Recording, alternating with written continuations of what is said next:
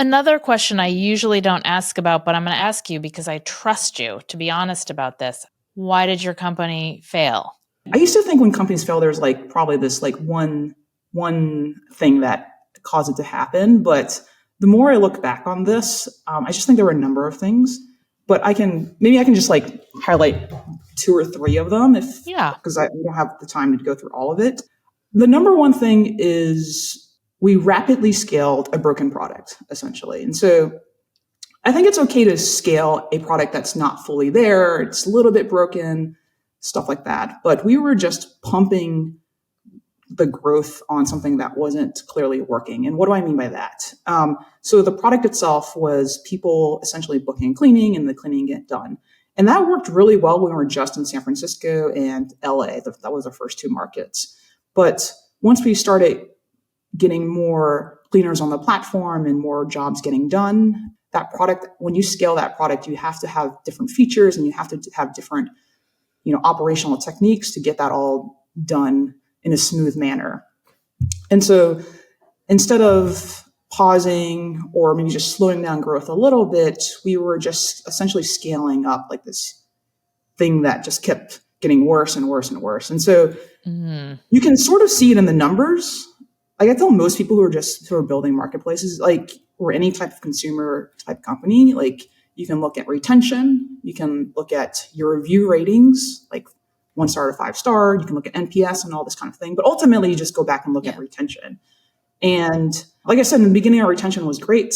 And then I think it just like started slowly going down.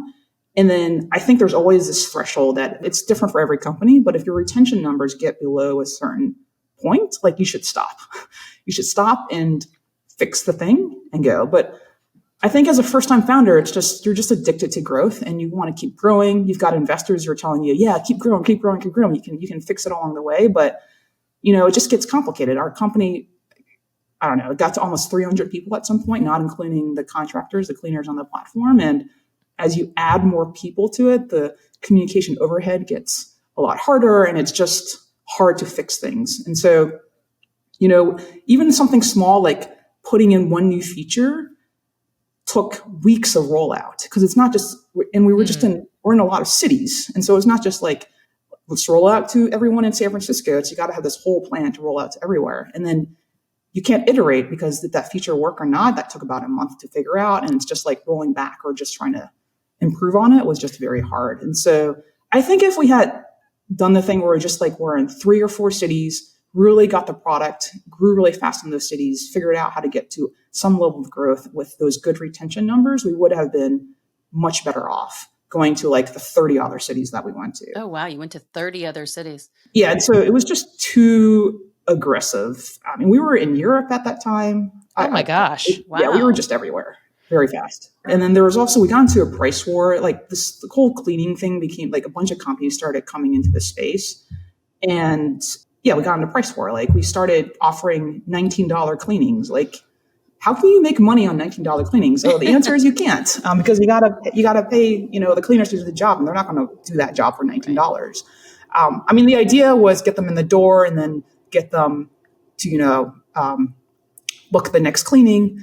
But if your retention numbers aren't there, then that next cleaning sometimes doesn't come, or a lot of times doesn't come. And so the companies we're competing against, we just all end up like around the $19 price for some reason. And I don't think that worked out for anyone, honestly.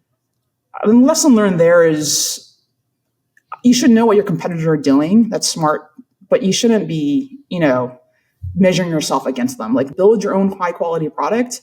The prices don't have to come down. Like people will pay for high quality. And so that was the mistake there. Yeah, I would say those are the 2 main things that really, if we had maybe paused a little bit and turned the corner a little bit and stopped doing those things, would the company still be running? Maybe. I'm not sure, but it would have definitely helped a whole lot.